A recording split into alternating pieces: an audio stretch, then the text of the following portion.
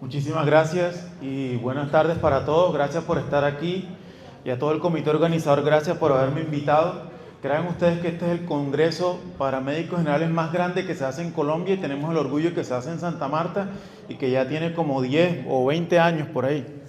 27 años me dice, yo venía desde que estaba de estudiante de medicina en la Universidad Libre en Barranquilla. Entonces, anticiparse para salvar 2 vidas. Vamos a hacer esta actualización porque han habido muchas actualizaciones, pero recientemente, hace unos meses, hubo una última que quiero mostrarle a ustedes y dejarle 3 cosas muy claras. Es decir, que valga la pena haber venido aquí y haberse sentado y que se lleven 3 cositas para su casa.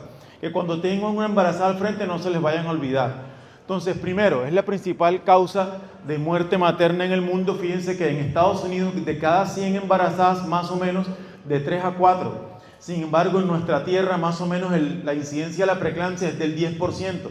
De cada 100 embarazadas, más o menos del 10 a 15 van a terminar teniendo preeclampsia.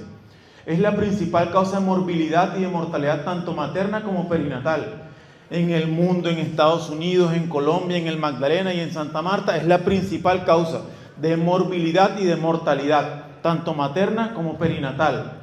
Y el médico contacto es la única línea de defensa temprana que uno tiene para alterar el curso de esta enfermedad. Por eso es importante que ustedes estén aquí sentados y viendo esta charla hoy. Porque cuando le quiere llegar al ginecólogo ya va a tener 20, 25, y cuando me quiere llegar a mí como perinatólogo ya va a tener 28, 30, o la voy a llevar hospitalizada o en una UCI. Entonces, por eso es que el médico general de primera línea, el que está haciendo su control prenatal juicioso en primer nivel, la enfermera, esos son muy importantes para nosotros para poder cambiar el rumbo de la enfermedad y poder impactar positivamente en estos números. Entonces, fíjese, esta es la fisiopatología oculta, la ventana de oportunidad profiláctica que se cierra rápido. Y es que la ventana que tenemos para tratar de cambiar el rumbo de esa enfermedad es más o menos entre la semana 12 a 16, ¿sí? ¿Y a qué se debe eso? A que en ese tiempo se dan las olas de invasión trofoblástica. Es decir, el trofoblasto es el tejido de la placenta que invade las arterias espirales e invade las arterias de todo el cuerpo de la señora. Hace que se vasodilaten y por eso las embarazadas frecuentemente tienen las tensiones arteriales un poco más bajas que lo normal. ¿Listo? Doctor, es que yo sufro de la presión bajita. Normal. Siempre y cuando no tengas ningún síntoma, si tienes la presión 160, eso es completamente normal. Es un cambio fisiológico del embarazo.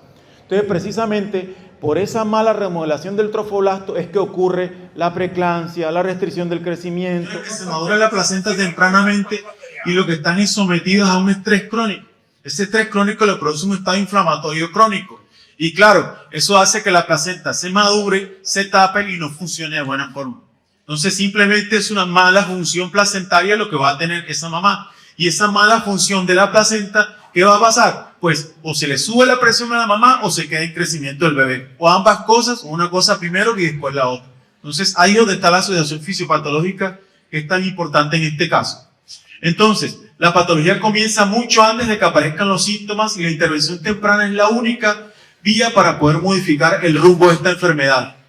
El enemigo silencioso es que llegamos tarde, más o menos es el 2 al 5% de todos los embarazos, es la principal causa de morbilidad y mortalidad, y aquí está. Los síntomas clínicos empiezan después de semana 20. Hay un daño endotelial sistémico instaurado. La única solución posible, finalizar la gestación. ¿Hay algún tratamiento contra la preeclampsia cuando ya la tiene? No la hay. Ya está instaurada la enfermedad. Lo único que puedes hacer es tratar de prolongarla lo más posible con algunas medidas de sostenimiento, con antihipertensivos y algo así, pero finalmente la única cura de la preeclampsia severa como tal es la terminación de la gestación. Entonces, por eso es lo importante de la prevención, que es lo que venimos a hablar hoy. ¿Qué hacíamos antes? Lo que hacíamos antes era únicamente mirar la que tenía los factores de riesgo y decir, sí, la señora tiene obesidad, diabetes, hipertensión, y esa paciente es la que es candidata a colocarle la prevención farmacológica con aspirineta y con calcio.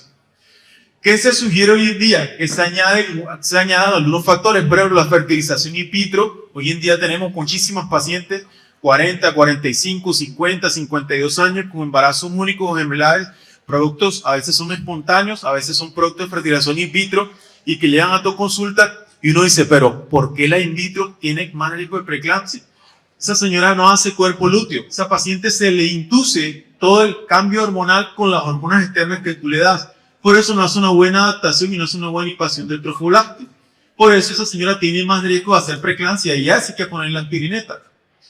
Se considera además en la raza nefroamericana o personas con bajos ingresos incluso como factor aislado. Entonces fíjense que ya no solamente nos están diciendo que es a la señora hipertensa, obesa, diabética y tal, sino ya en las últimas ya nos dicen, cuando tengas una persona de raza afro o de bajos ingresos, puedes considerarla colocarla. Entonces fíjate que ya estamos yendo un poco más allá. Y si ahora uno razona, uno dice, no, entonces hay que ponérselas todas, ¿sí o no? Porque imagínate, bajos ingresos, raza afro, hipertensa, diabética. Efectivamente, acá sin dudas y ahora van a ver cuáles son los números.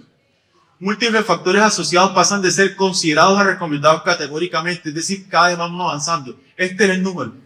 El 85% de las señoras bajo estos modelos deberían darse la prevención farmacológica con aspirineta. Casi que vamos a llegar al punto en que vamos a formular la aspirineta igual que el hierro, el ácido fólico y el calcio. Estoy casi seguro que a ese momento vamos a llegar. Ahora mismo la sociedad, el ACOG, está recomendando, está diciendo, con todos estos factores, el 85% de tus pacientes van a meditar aspirineta. Entonces, si tú ves 20 pacientes embarazadas en la mañana, ¿qué quiere decir eso? Que 16 tienen que irse con fórmula de aspirineta y calcio. Entonces, si viste 20 embarazadas y no formulaste ni una, y está entre esa ventana, de la 2 a la 16 se te están escapando. Y ahí hay una delgada línea. ¿Por qué? Porque tú le empiezas a ver como médico general, le haces el control, pero cuando se complica no vuelve más donde ti. Y después llegan donde otro y terminan, y Dios lo quiera, falleciendo, teniendo una complicación. ¿Y qué va a decir el que revise el caso después? Lo que pasa es que el doctor, el médico general allá en el centro de salud, no le puso la aspirineta y el calcio y esta meritaba colocarlo. Entonces, ojo con esa reflexión. 85% según estas 10 debería colocársele aspirineta para prevención de preeclampsia. Y esta es la ventana, este es el tiempo ideal, semana 2 a 16 y no más allá de la 20. Todavía COC recomienda esta semana 28, pero hoy en día se sabe que lo importante y el mejor momento de iniciarla es semana 12 a 16 y máximo hasta la 20. Doctor, ¿y qué pasa si a mí me llega en semana 22 obesa, hipertensa, diabética? No inició control prenatal, o si lo inició y no se lo pusieron, se lo pongo. No se lo ponga. Ya después de semana 20 no hace absolutamente nada. Su único momento de intervención es esa, y esa es la explicación fisiopatológica que les digo, por la invasión trofoblástica. Ya después de eso realmente no sirve de mucho, ya el daño está hecho. Ahí está entonces la ventana óptima de inicio, ojalá antes de semana 16, 2 a 16 y no más allá de la 20. Hasta la 20 todavía tiene alguna indicación. ¿Hasta cuándo la voy a llevar? Hasta la semana 36. Doctor, que cierra el ducto arterioso, a esa dosis no lo cierra. Doctor, que se anticoagula, a esa dosis no es de anticoagulación, a esa dosis es antiagregación. Y ahorita discutimos un poquito la dosis. Entonces, aquí están los dos tipos de preeclampsia que tenemos hoy en día. En general, desde el punto de vista clínico, uno habla únicamente de preeclampsia severa y no severa. Punto. Pero desde el punto de vista fisiopatológico, tenemos estos dos perfiles que son completamente diferentes. La preeclampsia temprana es la que se presenta antes de las 34 semanas, su incidencia es menor y hay un defecto placentario severo que está asociada con restricción del crecimiento. Esa es la señora que empieza con preeclampsia en semana 28-30 y es mucho más severa, hay más restricción del crecimiento y casi siempre hay enfermedades graves de base, como lupus, como antifosfolípidos. En cambio, la otra preeclampsia que es más frecuente, que es la tardía, es la que se presenta después de 34 semanas, esta es más por factores externos de la mamá que afectan la función placentaria. Esta sí es la señora obesa, hipertensa, diabética, es decir, la placenta ha estado bien, se venía formando bien, pero esos factores externos la afectaron e hicieron que terminara el preeclampsia. Entonces, dos perfiles. Eso es pregunta residencia de la Universidad de Cartagena. ¿Cuáles son los tipos de perfil desde el punto de vista cardiometabólico de la paciente? La temprana y la tardía. Esos son los dos tipos de preeclampsia que existen hoy en día.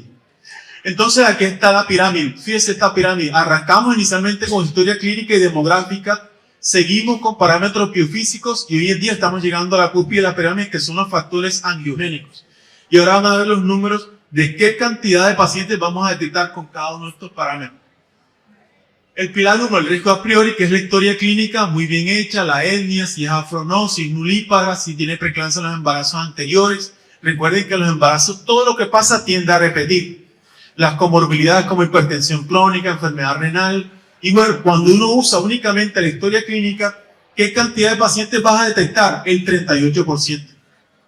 O sea que de cada 3 señoras que hacen preeclampsia se te van a escapar 2 o solamente vas a detectar una. Esa tasa de detección por historia clínica es muy baja y van a ver que hay formas de poder aumentar esta tasa de detección. Segundo, cuando tú le sumas a esa historia clínica los parámetros biofísicos, que es lo que nosotros hacemos en nuestra práctica clínica, ¿qué es eso? Es sencillito. Tómele la presión a la señora y le hacemos el Doppler de uterina. Idealmente lo hacemos en la ecografía de tamizaje. Hay muchos centros que no lo hacen, pero se debería hacer. Cuando uno hace la translucencia, ahí mismo debería hacer Doppler de uterinas. ¿Qué pasa? Tú con los parámetros de historia clínica captas 38. Pero si le sumas la presión, nada más la sientas, le tomas la presión a la señora y le tomas el Doppler de uterinas, vas a detectar el 75%. Entonces ya aquí subimos. Es mucho más alto el nivel de detección y estamos hablando de que no estamos haciendo nada fuera de lo común y no es nada costoso y todo está en el pozo. Entonces solamente es la historia clínica. Tómale la presión a la señora y mire el Doppler de uterinas. Doctor, ¿cómo sé yo si está alto o no? Hay un software que es de la Fetal Medicine Foundation. Uno entra ahí, pone esos 3 numeritos y enseguida te lo va a decir. No es nada del otro mundo, ni hay que pagarlo, ni nada de eso. Entonces, por eso muchas veces uno ve que de pronto el Doppler de uterinas es normal, pero al final te reporta alto riesgo de preeclampsia. Pero si la uterina está normal, porque se vieron otros factores. La presión arterial media, el peso. Cuando uno mete todos esos factores, estás detectando el 75% de las pacientes que van a hacer preeclampsia. Y hasta ahí es donde deberíamos llegar. Sin embargo, hoy en día han llegado estos factores angiogénicos. Uno, el PIC, factor de crecimiento placentario. Este factor es un factor proangiogénico. Es decir, ese favorece que se reproduzca más la angiogénesis, o sea, los vasos de la placenta. Y hay uno que no permite que eso ocurra, que es el antiangiogénico, es decir, no permite que ocurra. Entonces, fíjese, en uno lo que ocurre es que se baja mucho cuando va a dar preeclampsia y el otro se sube mucho cuando le va a dar preeclampsia. Eso es lo que uno llama los factores angiogénicos y antiangiogénicos. Están los dos allá en una pelea que cuando gana el antiangiogénico, pues va a terminar en preeclampsia la señora.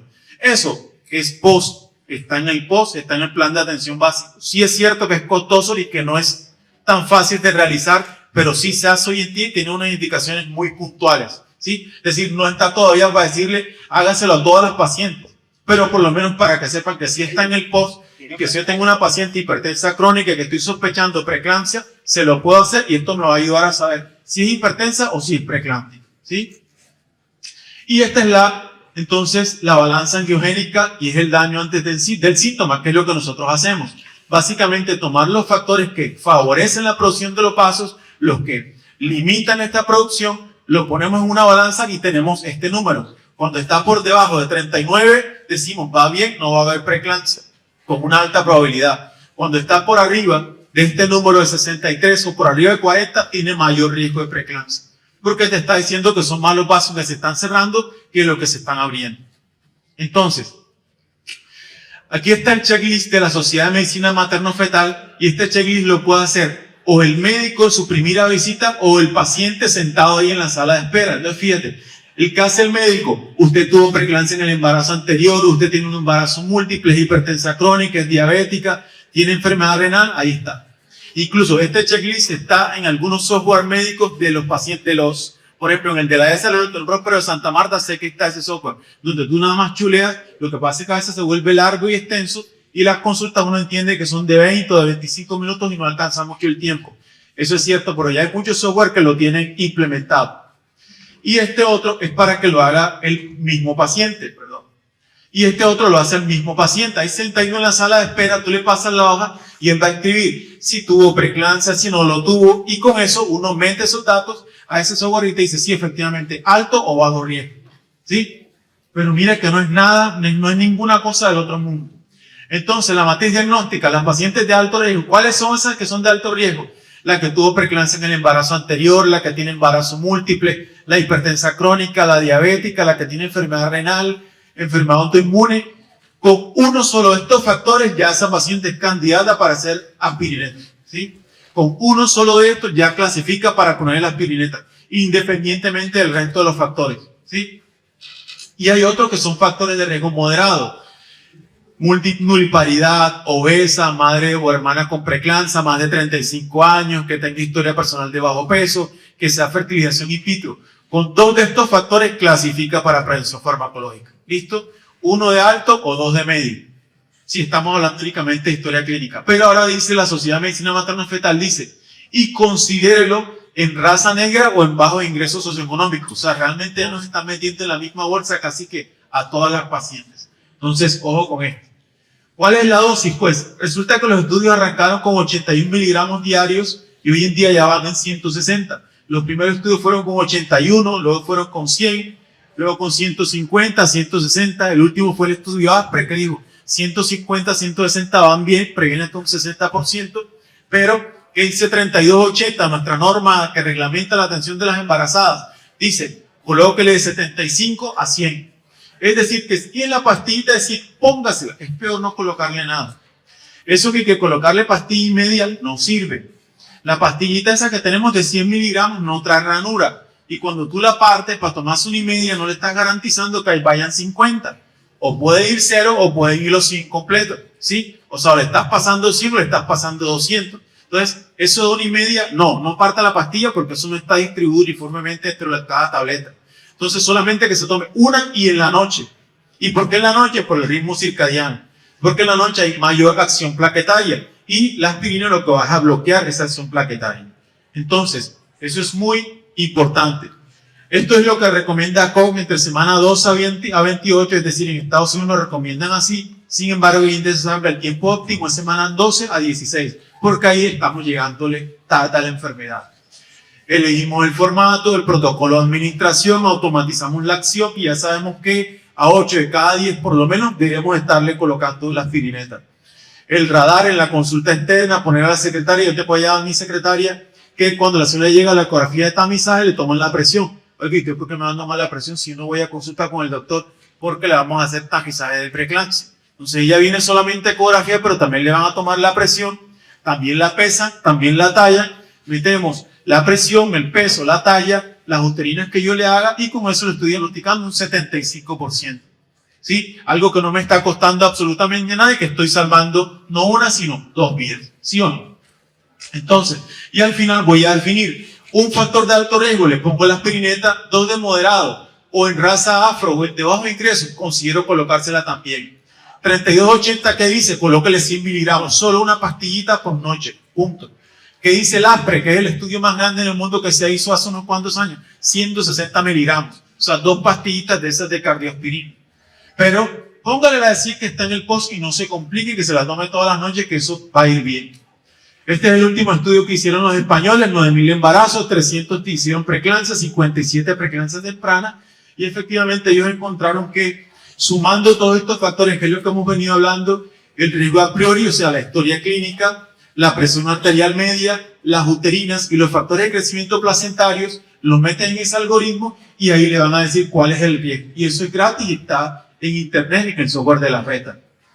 ¿Qué es lo que mejora entonces? Si solamente tomamos historia clínica, vamos a diagnosticar apenas hasta aquí. Si a eso le sumamos esos factores que hemos dicho y de tomar la presión uterina, llegamos hasta acá. Y si le sumamos, además, los factores angiogénicos, pues vamos a llegar casi al 98%. Mira, el 91% de pacientes que lo hacen, las vamos a poder diagnosticar. Eso es lo que se llama área bajo la curva. Es decir, cuando yo en un solo modelo meto esos factores, voy a poder diagnosticar el 91% de las pacientes que van a hacer preeclampsia.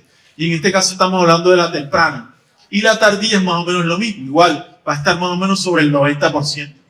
Entonces, ya saben que si tomamos solo los factores a priori, 49%, 30, 50 más o menos. Si le sumamos el Doppler de uterina y le tomamos la presión, algo sencillito, 70. Y si le sumamos los factores angiogénicos, 91. Entonces, esos son los factores que tenemos para poderlo diagnosticar. Aquí están los modelos, entonces, el tradicional, la historia clínica, el intermedio, que es el que les estoy hablando hoy, y si le podemos hacer los factores angiogénicos, perfecto, y llegamos hasta el 90%. Doctor, pero entonces, ¿qué dosis le vamos a poner? Aquí está. Se arrancaron los estudios con 81 miligramos y hoy en día todavía hay muchas vías que lo sugieren, no hay problema. Hoy 3280, la que nos rige a nosotros, dice que 100, todavía no la han actualizado. Pero el ASPRE, que fue el último, pues dice que con 150 o 160 va mucho mejor todavía. Y en esa dosis vamos.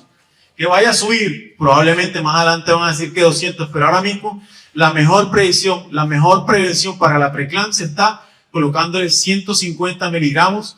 Hoy en día esa dosis de 150 solo tiene una forma farmacológica en el mercado, pero la que está en el post solamente viene en 100. Entonces, si quiere comprarle la que tiene que comprar la señora no es muy costosa, vale como 50,000 pesos la caja, trae ya los 150 miligramos, pero si no puede, pues mande la del post que trae 100 miligramos, igual le va a ayudar a prevenir la preeclampsia, ¿sí? Una un poco más, pero es mejor que no hacer nada. Mira, cuando ponemos los 160 miligramos y cuando lo hacemos bien, es decir, desde la semana 12, todas las noches, que no falle, que se tome su pastillita todas las noches, hasta la semana 36, que no sea irregular, vamos a disminuir hasta un 62% la reducción del riesgo. O sea, ¿impacta o no impacta? Claro que sí impacta. Y aquí tenemos entonces, pues, es la carga inflamatoria, ¿no? Eso es lo que queremos prevenir con la aspirineta. Cuando tenemos 81, hasta aquí prevenimos. Cuando tenemos 150, pues se previene mucho más. Los estudios dicen que sobre todo en pacientes que tengan una alta carga inflamatoria, las obesas, las diabéticas, las hipertensas, las que tienen el SAF o el antecedente de preeclampsia o la ESA, se les pueda colocar los 150 porque lo necesitan aún más y el nivel de prevención es todavía mucho mejor que las otras. Doctor, pero ¿por qué en el día? ¿Por qué en la noche? Hombre, porque no se puede tomar a cualquier hora. Ellos se dieron cuenta que indicar la toma de la pastilla a cualquier hora del día o junto con vitaminas matutinas pierde el efecto. ¿Por qué? Por el ritmo circadiano. Los protocolos miraron que había mejor acción fisiológica porque en la noche hay mayor activación plaquetaria. Entonces, cuando la señora te acostarse, se toma su pastillita, mantiene esas plaquetas inactivas y le va a ir mucho mejor. Por eso es que uno la recomienda en la noche. Entonces, ¿cuál es la paciente? ¿Cuál es lo que necesitamos hacer? Que sea la dosis correcta, que inicie temprano, dosis correcta 150, pero si tiene la de 100 dC, la que también le ayuda. Inicio temprano, antes de semana 16, que se la tome en la noche y que tenga buena adherencia. Ahí disminuimos 62%, que eso fue lo que hicieron en el estudio ASPRE, ¿sí? Que captemos a la paciente, que la recolectemos, que le hagamos todos los estudios, la clasificamos, riesgo alto, le ponemos el tratamiento en el tiempo que debe ser, riesgo bajo, la seguimos vigilando, ¿sí? Y como conclusión, lo ideal es el cribado universal, exigir, ojalá idealmente, el panel completo y actuar a tiempo ante las pacientes. ¿Por qué? Porque la preeclampsia no se trata, la preeclampsia se previene. Cuando ya está estructurada, no hay nada que hacer, sino solamente vigilarle, tratar de dar mantenimiento para hasta donde te permite llegar. Pero si la previenes, va a ir mucho mejor tanto la mamá como el bebé. Muchísimas gracias.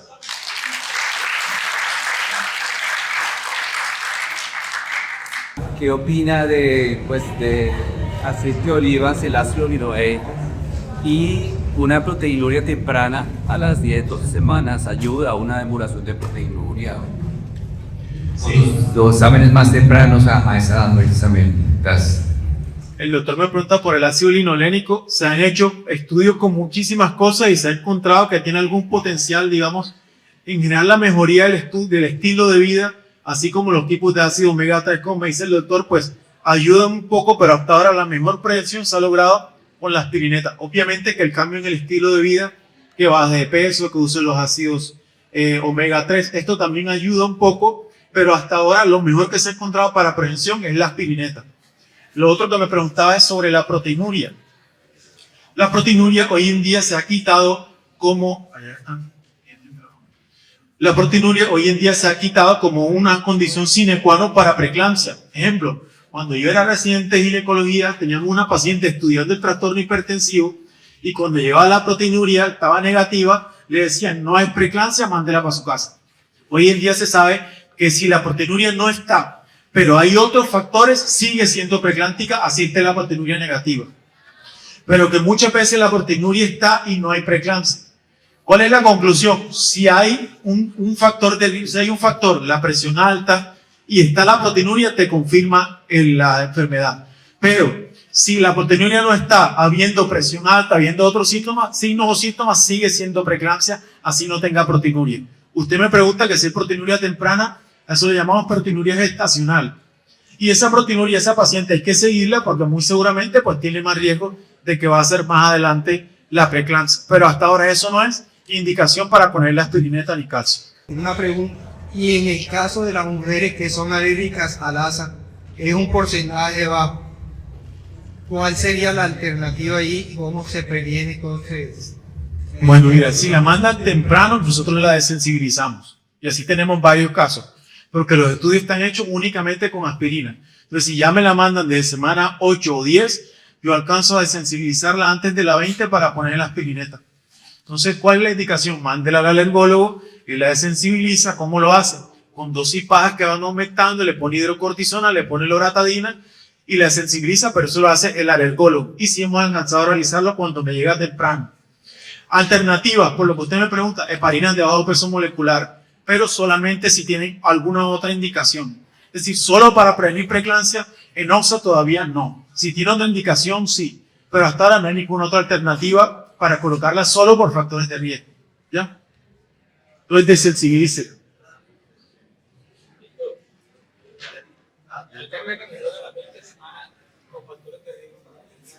Estás en el límite. El doctor me pregunta en la semana 20. O sea, el pez vaya en el pago. Si llega antes de la 20, póngasela. Si llega después de la 20, no se la ponga. Yo miro, si la veo en la semana 20 y tiene los factores, digo, todavía tiene algún beneficio en la semana 20 y se lo pongo. Pero la literatura dice, después de la 20, poco beneficio. Antes de la 20 tiene todo el beneficio. En la 3280 en Colombia dice hasta la 20. Nada, sígala, seguimiento únicamente, no hay nada que hacer. Yo lo que le miro, le busco otras cosas, ejemplo, trombofilias, autoinmunes, para mirar si aplica o no aplica para heparinas de bajo peso, o sea, para enoxaparina. Y si aplica, se la pongo, si no, solamente es seguimiento, pero no hay nada más que hacer. Bueno, doctor Omar, parece que no hay más preguntas en el auditorio. Muchas gracias por habernos acompañado. Muchas gracias a todos.